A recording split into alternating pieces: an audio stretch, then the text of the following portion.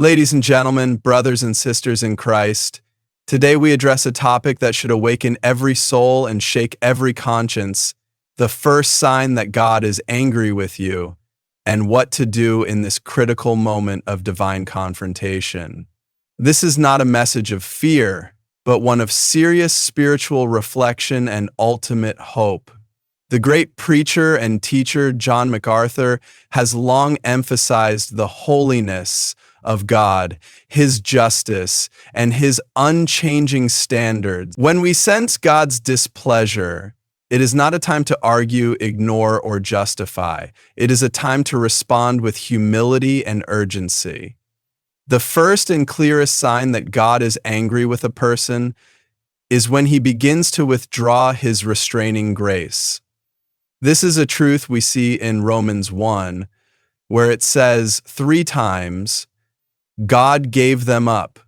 God's anger is not always thunder from heaven or visible catastrophe. Sometimes it is silent and terrifying when He lets us go our own way.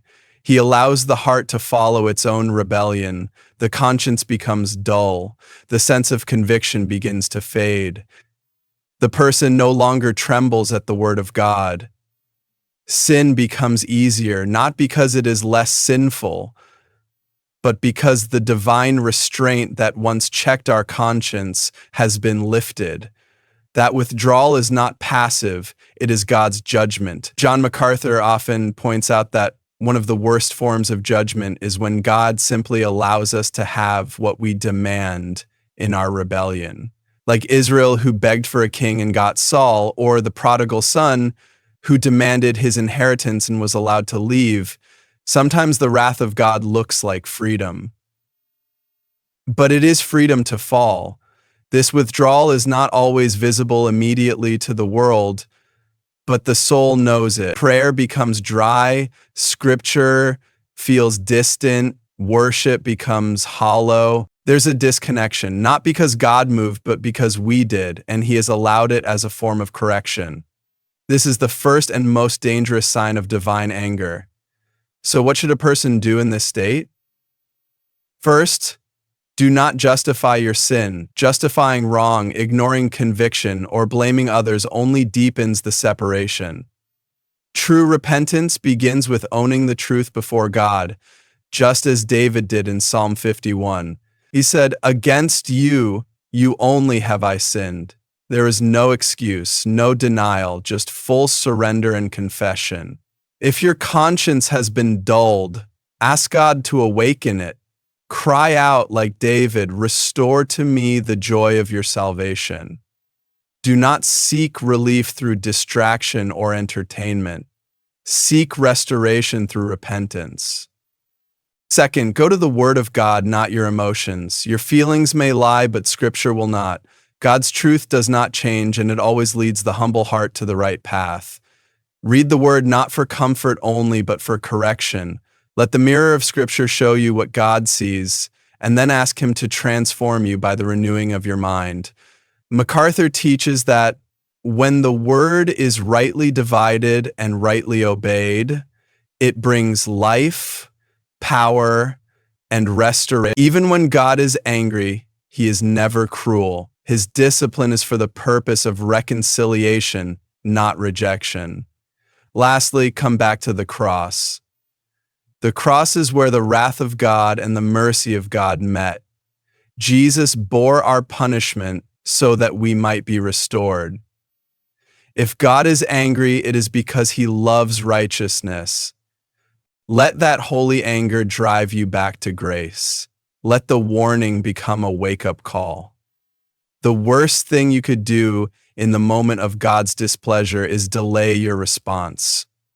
The longer you wait, the further you drift. But the moment you repent, His arms are open. Just like the prodigal son, your return is met not with rejection, but with a Father who runs toward you. This is not a message to discourage you. It is a message to rescue you. If you feel far from God, don't harden your heart. That sense of distance, that drying of your spirit, it could be the first sign. But it can also be the first step back home. God's first sign of anger is the silent withdrawal of his restraining grace, allowing a person to pursue their rebellion. This concept is not speculative, it is deeply rooted in Scripture. In Romans chapter 1, the Apostle Paul describes the wrath of God being revealed not in dramatic cosmic disasters, but in a quiet and chilling judgment. God gave them up. This phrase appears 3 times, emphasizing the severity of what it means when God simply lets go. This is not divine abandonment in the sense of forgetting, but rather a judicial act of letting people follow their own chosen path without the resistance of the Holy Spirit. When God withdraws his hand, the heart plunges deeper into darkness, not because God is no longer present in the universe, but because he allows moral decay to run its course without interference. The restraining grace of God is often unnoticed until it is removed. It is that invisible hand that convicts the conscience, stirs guilt over sin, provides checks in our spirit, and puts unease in the soul when evil tempts us. It is a protection, a mercy, and a gift.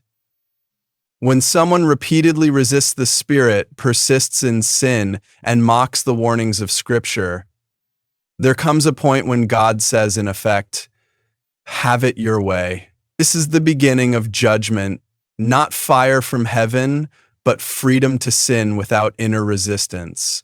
This freedom is not a blessing. It is evidence of divine displeasure. It marks a terrifying point in a person's life where God stops striving with their soul. John MacArthur often emphasizes that the wrath of divine abandonment is one of the scariest forms of God's anger. The absence of divine intervention doesn't mean God is no longer sovereign. Rather, it reveals that God has decided to let the sinner taste the full consequences of their rebellion. When people ask, "Why does God allow evil to flourish?" part of the answer lies in this reality. When his grace is rejected, his wrath may be revealed not by stopping the sinner, but by stepping aside. This judgment is often disguised as freedom, but it leads to bondage. It looks like liberty, but it results in corruption and chaos. What is most dangerous is that many do not even realize this form of judgment is occurring. They interpret the absence of conviction as peace, when it is really the silence of divine disapproval. The withdrawal of God's grace is not always dramatic. It may begin subtly. A person no longer feels troubled by sin.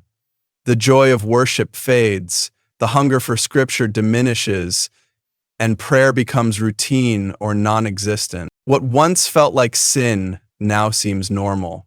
The voice of conscience grows quiet, not because sin has changed, but because the Spirit's restraint has been diminished. This is not always visible to others, but internally the soul knows that something sacred has shifted. It is like a spiritual numbness that sets in, a callousness of the heart. One may still go through religious motions, but the power is gone. This condition is dangerous because it feels deceptively manageable. People often believe that because life continues and judgment doesn't fall instantly, everything is fine. But when God gives someone over, he does so as a response to their persistent resistance to his warnings and corrections. Spiritual dullness, loss of conviction, and ease in sin are warning signals of divine displeasure. These signs don't always come with a thunderclap or divine voice from heaven, but they are no less serious. When the soul that once trembled at God's word becomes indifferent, when sin no longer breaks the heart, and when the things of God become routine or burdensome, the spiritual life is in a dangerous condition. One of the clearest indicators that something is wrong is when there is no longer a sensitivity to the presence of God or a sorrow over sin. This numbness of spirit is not simply emotional fatigue. It is a spiritual condition where the heart has been allowed to drift and in some cases is under judgment. The tragedy is that many live in this state while convincing themselves they are fine because they still attend church or speak Christian language. But beneath the surface, there is no intimacy, no fire, no brokenness, and no true desire for holiness. This spiritual dullness is often a reflection of a deeper heart issue. It means the conscience is no longer being stirred by the Spirit of God. What once brought conviction now feels irrelevant. What once caused discomfort now brings pleasure. And instead of being alarmed, the person rationalizes or justifies their actions. They compare themselves to others instead of to the holiness of God. John MacArthur teaches that when people ignore God's truth long enough, God may allow them to become blind to it. This is not a matter of intellect, but of the heart. When conviction disappears, it may be because God has allowed the person to be hardened by the very sin they refuse to surrender. This is how the heart becomes calloused. Slowly, over time, through repeated disobedience and unrepentant living. An ease in sin is another dangerous indicator. Sin is no longer something to fight. It becomes something to excuse or even enjoy. The war between flesh and spirit weakens, not because the battle is won, but because one side has surrendered. This is not just moral failure. It is spiritual crisis. When a person can lie, gossip, indulge lust, harbor unforgiveness, or chase worldly pleasures without inward struggle, it shows that the restraint of God has been lessened. There is no such thing as neutral ground with God. Either we are growing in holiness or we are drifting in compromise. Ease in sin is not liberty. It is evidence of a life slipping out of the safety of conviction and into the danger of divine displeasure. What often accompanies this state is an absence of divine discipline. Hebrews tells us that God disciplines those he loves, and if we are without discipline, we are not his true children. But if a person sins and there seems to be no consequence, no correction, no discomfort, it may be that God has stopped correcting, and that is not mercy, it is judgment. This is a frightening place to be. The absence of conviction and correction should never be mistaken for divine approval. It may mean that God has handed the person over to their choices, allowing them to feel a false peace that masks a real separation. This dullness is not caused by a lack of religion, but by a lack of relationship. It is possible to be around the things of God while being far from the heart of God. When the fire fades, when sin becomes easy, and when truth no longer pierces the soul, it is time to cry out for mercy before that condition becomes permanent. The only right response is immediate repentance, a return to Scripture, and seeking restoration through the cross of Christ.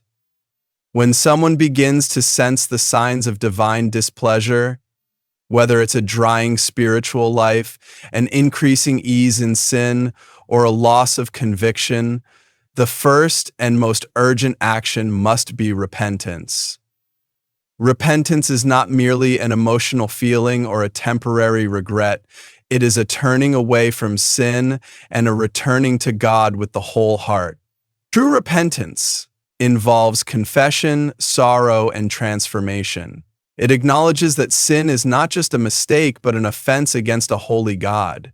David, in Psalm 51, exemplifies this kind of repentance when he declares, "Against you, you only have I sinned." His brokenness was not driven by fear of consequences, but by the awareness that he had grieved the heart of God. That is the posture of a repentant heart, a desire to be cleansed, renewed, and restored. Returning to Scripture is the next essential step in this journey. When conviction has been lost and the voice of God seems distant, the Word becomes the place where His truth is rediscovered. Scripture is not just a book of rules or doctrine. It is the living Word of God that speaks directly to the heart. It reveals the character of God, the seriousness of sin, and the hope of redemption. John MacArthur has consistently emphasized the authority and sufficiency of Scripture for all matters of life and godliness. He teaches that spiritual revival begins when the Word is allowed to confront, convict, and reshape us. In times of spiritual dryness or disobedience, reading the Bible, not just for inspiration, but for transformation, is key. It must be read with a surrendered heart, asking the Spirit to illuminate the truth and expose the darkness within. This is how the heart is softened, the conscience is awakened, and the soul is led back to life. But repentance and Scripture alone do not restore the relationship. It is the cross of Christ that makes restoration possible. The cross is not simply a symbol of Christian faith. It is the place where God's wrath and mercy met. Jesus bore the full weight of our sin and the full wrath of God so that those who repent and believe might be reconciled.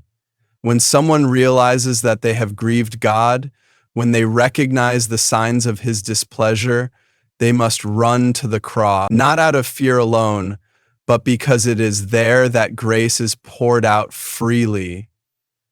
The cross assures us that no sin is too great, no heart too cold, and no distance too far for God to forgive and restore. The blood of Jesus cleanses the conscience and restores the broken soul.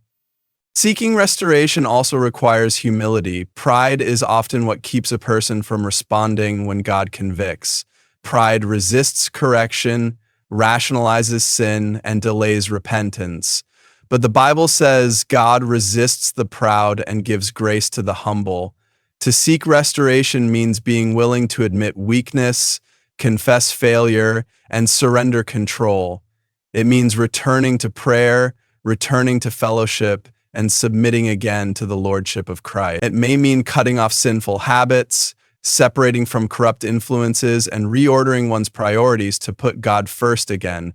It is not about performance, it is about position, placing oneself once again under the mercy and authority of God. Restoration is not just about feeling better, it's about being made right with God through faith, obedience, and continual dependence on His grace.